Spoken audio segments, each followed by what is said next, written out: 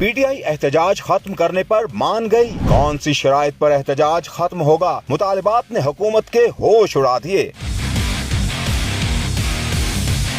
احتجاج ختم کرانا ہے تو ہماری شرائط ماننا پڑیں گی۔ PTI نے حکومت کو ایک بار پھر مشکل میں ڈال دیا۔ پاکستان تحریک انصاف کے بانی عمران خان نے 24 نومبر کو اسلام آباد کی جانب مارچ کی فائنل کال دی تھی۔ بانی PTI کی جانب سے پارٹی رہنماؤں کو جامع احتجاجی پلان بھی دیا گیا۔ بانی PTI نے مذاکرات کے لیے ایک کمیٹی بھی تشکیل دے دی ہے جو احتجاج لیڈ کرے گی۔ کمیٹی کو مذاکرات کرنے اور احتجاج ختم کرنے کا بھی اختیار حاصل ہے۔ جو بھی مذاکرات کرنا چاہے گا کمیٹی اس سے مذاکرات کرے گی۔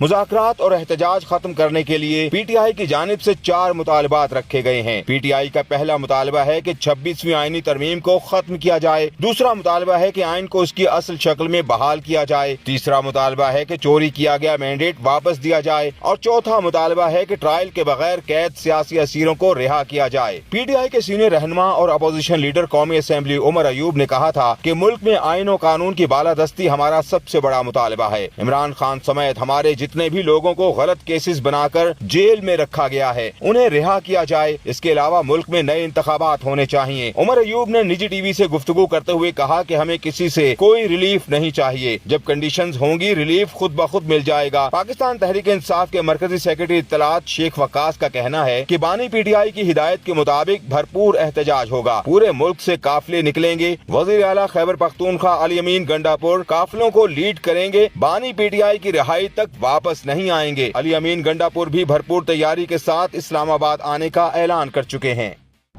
PTI احتجاج ختم کرنے پر مان گئی، کون سی شرائط پر احتجاج ختم ہوگا؟ مطالبات نے حکومت کے ہوش اڑا دیے۔ احتجاج ختم کرانا ہے تو ہماری شرائط ماننا پڑیں گی۔ PTI نے حکومت کو ایک بار پھر مشکل میں ڈال دیا۔ پاکستان تحریک انصاف کے بانی عمران خان نے 24 نومبر کو اسلام آباد کی جانب مارچ کی فائنل کال دی تھی۔ بانی PTI کی جانب سے پارٹی رہنماؤں کو جامع احتجاجی پلان بھی دیا گیا۔ بانی PTI نے مذاکرات کے لیے ایک کمیٹی بھی تشکیل دے دی ہے جو احتجاج لیڈ کرے گی۔ کمیٹی کو مذاکرات کرنے اور احتجاج ختم کرنے کا بھی اختیار حاصل ہے۔ جو بھی مذاکرات کرنا چاہے گا کمیٹی اس سے مذاکرات کرے گی۔